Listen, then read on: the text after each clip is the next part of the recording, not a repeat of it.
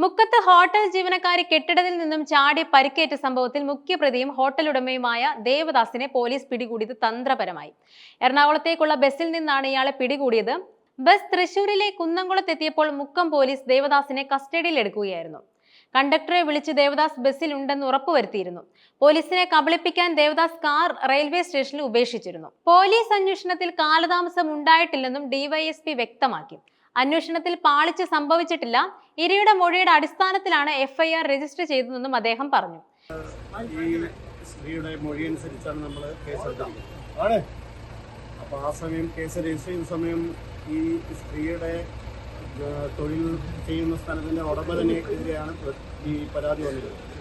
ആ സമയത്ത് അതിൻ്റെ നെജസിറ്റി പെട്ടെന്ന് അറിയാനുള്ള ഒരു വേറെ എന്തെങ്കിലും ഇഷ്യൂ ഉണ്ടോ എന്നുള്ളതൊന്ന് വെരിഫൈ ചെയ്യേണ്ടതുണ്ടായിരുന്നു. പിന്നീട് നമ്മൾ ആ സ്ത്രീയുടെ കറക്റ്റ് മൊഴിയെടുത്തു. അതിൽ എഫ്ഐആർ അതനുസരിച്ച് തന്നെ രജിസ്റ്റർ ചെയ്തു. പിന്നെ ഈ പ്രതി അബ്സ്കൗണ്ടിങ് ആയിരുന്നു. നമ്മൾ അതിനെ ഈ പ്രതിയെ പിടിക്കാനുള്ള എഫേർട്ടിലായിരുന്നു. അത് സഫലമാവുകയും ചെയ്തു. ഇന്നലെ പ്രതിയെ നമ്മൾ അറസ്റ്റ് ചെയ്തു.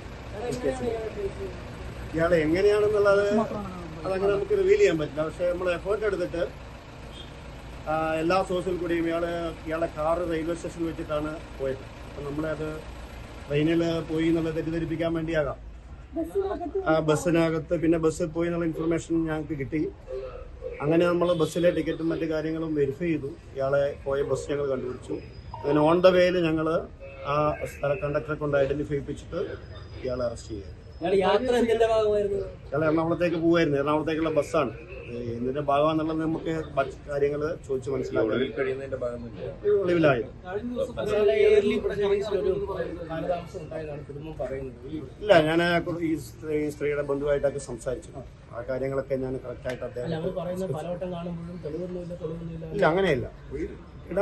സ്ത്രീയുടെ മൊഴി അനുസരിച്ചാണ് നമ്മൾ എഫ്ഐആർ ഇട്ടത്. ആ എഫേർട്സിന്റെ ഭാഗമായിട്ട് തന്നെയാണ് അറസ്റ്റ്. ഇനി മറ്റു 2 പ്രതികളെയും കൂടി നമുക്ക് കിട്ടാനുണ്ട്. അത് ഉടനെ അറസ്റ്റ് ചെയ്യും. എഫ്ഐആറിൽ ചേർത്തെന്നല്ല, ആ പരാതിക്കാരുടെ മൊഴി അതിനനുസരിച്ചാണ്.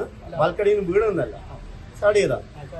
അതെ, ആ ചാടിയതിന്റെ രീതിയിലും ഇവൾക്കെതിരെ ഉള്ള ആ അലിഗേഷൻ നമ്മൾ പറഞ്ഞതിനനുസരിച്ചാണ് നമ്മൾ എഫ്ഐആർ അതിൽ ആ പറഞ്ഞ മൊഴി എടുക്കുന്നത്. അതായത് 2-ാം തീയതിയാണ് ഈ പരാതിക്കാരിയുടെ സ്റ്റേറ്റ്മെന്റ് റെക്കോർഡ് ചെയ്യുന്നത്. ഇനി മറ്റു കാര്യങ്ങൾ നമ്മൾ കൂടുതൽ വെരിഫൈ ചെയ്യും. ഞങ്ങൾ CCTV ഒക്കെ അനലൈസ് ചെയ്തതിൽ ഇയാൾ അവിടെ പോയതായിട്ട് മനസ്സിലാവും. അത് ആ കുട്ടിയുടെ മൊബൈലിൽ അങ്ങനെയുള്ള എല്ലാ സാധനങ്ങളും നമ്മൾ ഈ കേസിലേക്ക് എവിഡൻസിലേക്ക് എടുക്കും. അതായത് അഡീഷണൽ ആയിട്ടുള്ള സ്റ്റേറ്റ്മെന്റ് രേഖപ്പെടുത്തും. അതിനനുസരിച്ച് നമുക്ക് ഏതൊക്കെ രീതിയിലാണോ അത് വരുന്ന വകുപ്പുകൾ അതിനനുസരിച്ച് അല്ല, നമുക്കൊരു സംഭവം ഉണ്ടാകുമ്പോൾ പെട്ടെന്ന് നമ്മൾ അറസ്റ്റ് അതിന്റെ സാഹചര്യം മനസ്സിലാക്കിയിട്ട് നോക്കേണ്ടതാണ്. അപ്പൊ അത് നമ്മൾ പ്രോപ്പറായിട്ട് പിന്നീട് വെരിഫൈ ചെയ്തു.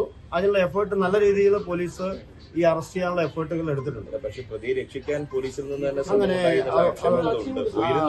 ആക്ഷേപങ്ങള് അങ്ങനെ കാര്യങ്ങൾ ഒരിക്കലും അങ്ങനെ തോന്നുന്നില്ല. നമ്മൾ എഫേർട്ട് എടുത്തിട്ടുണ്ട്. ഞാനിത് ആദ്യം മുതലേ ഈ കേസ് രജിസ്റ്റർ ചെയ്തോട്ടെ മോണിറ്റർ ചെയ്യുന്നുണ്ടായിരുന്നു. അപ്പൊ അതിന്റെ എഫേർട്സുകൾ ഞാൻ മനസ്സിലാക്കിയതാണ്. പ്രതി അറസ്റ്റിലേക്ക് പോയതിന്റെ എഫേർട്സ് നമ്മൾ എടുത്തതാണ്. ഇനി ഫർദർ അവർക്ക് എന്തെങ്കിലും കാര്യങ്ങൾ പറയാനുണ്ടെങ്കിൽ ഞാനത് ആ ഫാമിലിയായിട്ട് സംസാരിച്ച് എൻ്റെ അടുത്ത് വന്നിരുന്നു. ഞാൻ അദ്ദേഹമായിട്ട് സംസാരിച്ചു. 3 പേരും പോകുന്നതായിട്ടുള്ള നമുക്ക് പിന്നെ ഡിജിറ്റൽ എവിഡൻസ് കാണുന്നുണ്ട്. 11 മണി സമയത്ത് അസമയത്താണ് അവിടെ ഒരു സ്ത്രീമാറ്റം ഒറ്റയ്ക്ക് താമസിക്കുന്നതാണ്. മറ്റു കൂടെയുള്ള 2 പേർ അവിടെ ഇല്ലായിരുന്നു. അപ്പൊ ആ സാഹചര്യം നമുക്കറിയാം. അവിടെ അദ്ദേഹം പോകേണ്ട യാതൊരു ആവശ്യമില്ല. മറ്റൊന്ന് ഈ ചോദ്യം ചെയ്യലുമായി പ്രതി തീരെ സഹകരിക്കുന്നില്ല. ആയിട്ടില്ല. ഞാൻ ഇൻവെസ്റ്റിഗേഷന്റെ ഭാഗം സ്റ്റാർട്ട് ചെയ്യുന്നുള്ളൂ. ബാക്കി കാര്യങ്ങൾ നമ്മൾ വെരിഫൈ ചെയ്യുന്നുള്ളൂ.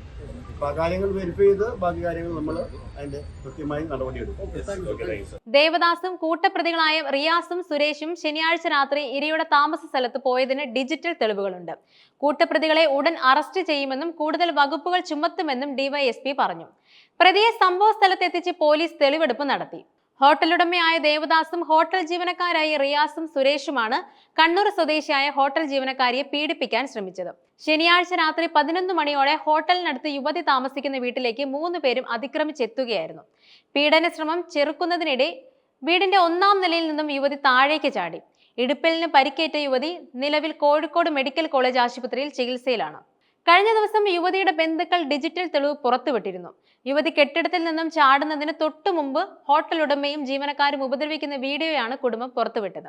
യുവതി താമസിച്ചിരുന്ന സ്ഥലത്തേക്ക് ഹോട്ടൽ ഉടമയും ജീവനക്കാരും വരുമ്പോൾ യുവതി മൊബൈലിൽ വീഡിയോ ഗെയിം കളിക്കുകയായിരുന്നു. ഈ സമയത്ത് സ്ക്രീൻ റെക്കോർഡറായ വീഡിയോയാണ് ഡിജിറ്റൽ തെളിവായി കുടുംബം പുറത്തുവിട്ടത്.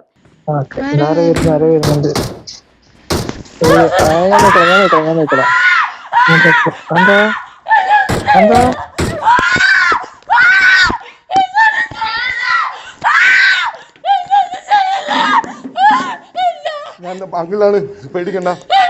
അങ്കിൾ നിന്നെ സംസാരിക്കാന്ന് ഒച്ചുണ്ടാക്കി നിന്നെ മാനം പോവും. ഒച്ചുണ്ടാക്കി നിന്നെ മാനം പോകും.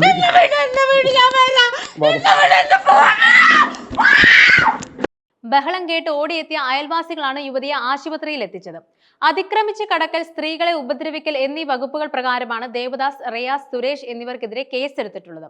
ഹോട്ടൽ ഉടമയുടെ ആക്രമണത്തിൽ നിന്നും രക്ഷപ്പെടാനാണ് കെട്ടിടത്തിൽ നിന്നും ചാടിയതെന്നാണ് യുവതി പോലീസിന് മൊഴി നൽകിയിരുന്നത്. ഇതുമായി ബന്ധപ്പെട്ട തെളിവും പരാതിക്കാരി പോലീസിന് കൈമാറി. പുലർച്ചെ 4ഓടെ മുക്കം സ്റ്റേഷനിലെത്തി ദേവദാസിനെ ചോദ്യം ചെയ്യുകയാണ്. തുടർന്ന് താമരശ്ശേരി കോടതിയിൽ ഹാജരാക്കും. അതിനിടെ കെട്ടിടത്തിൽ നിന്നും താഴെ വീണ തന്നെ വീണ്ടും വലിച്ചിഴച്ച് കൊണ്ടുപോയതായി പെൺകുട്ടി പറഞ്ഞു.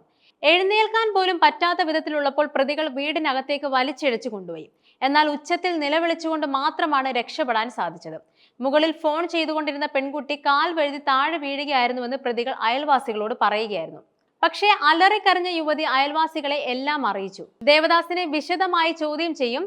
ആദ്യഘട്ടത്തിലെ ചോദ്യം ചെയ്യലിൽ കാര്യമായ വിവരങ്ങളൊന്നും ലഭിച്ചില്ല. എന്നാൽ പ്രതികൾക്കെതിരെ കൃത്യമായ ഡിജിറ്റൽ തെളിവുകളുണ്ട്. അതുകൂടി വെച്ചായിരിക്കും തുടർന്നുള്ള ചോദ്യം ചെയ്യൽ. ഇതിന് ശേഷമായിരിക്കും കോടതിയിൽ ഹാജരാക്കുക.